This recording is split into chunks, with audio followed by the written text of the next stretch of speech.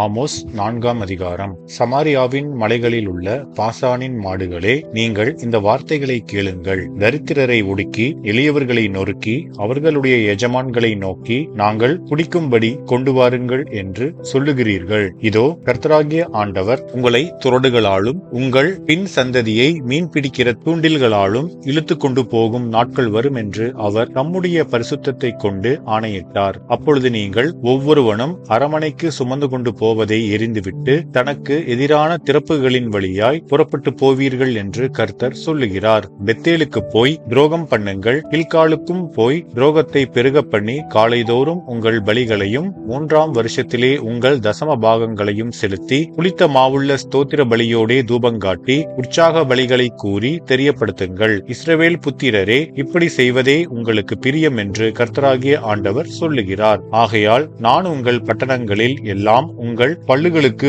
ஓய்வையும் உங்கள் ஸ்தலங்களில் எல்லாம் அப்பக்குறைவையும் கட்டளையிட்டேன். ஆகிலும் நீங்கள் என்னிடத்தில் திரும்பாமற் போனீர்கள் என்று கர்த்தர் சொல்லுகிறார். இதுவும் அல்லாமல் அறுப்பு காலம் வர இன்னும் 3 மாதம் இருக்கும் போதே மழையை நான் தடுத்தேன். ஒரு பட்டணத்தின் மேல் மழை பெய்யவும் ஒரு பட்டணத்தின் மேல் மழை பெய்யாமல் இருக்கவும் பண்ணினேன். ஒரு வயலின் மேல் மழை பெய்தது, மழை பெய்யாத மற்ற வயல் காய்ந்து போயிற்று. 2-3 பட்டணங்களின் மனுஷர் தண்ணீர் குடிக்க ஒரே பட்டணத்துக்கு போய் அலைந்தும் தாகம் தீர்த்து கொள்ளவில்லை.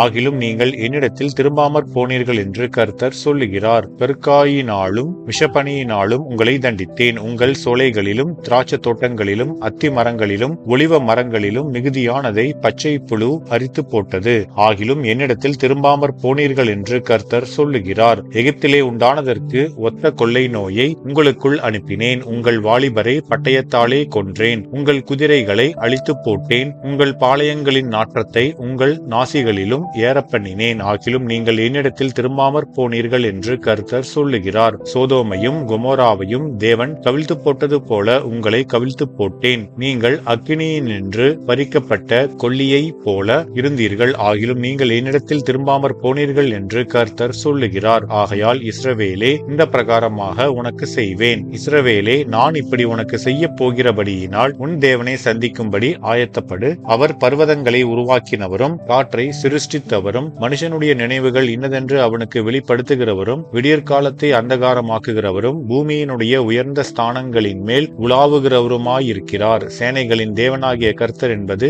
அவருடைய நாமம் என்பதே. ஆமேன்.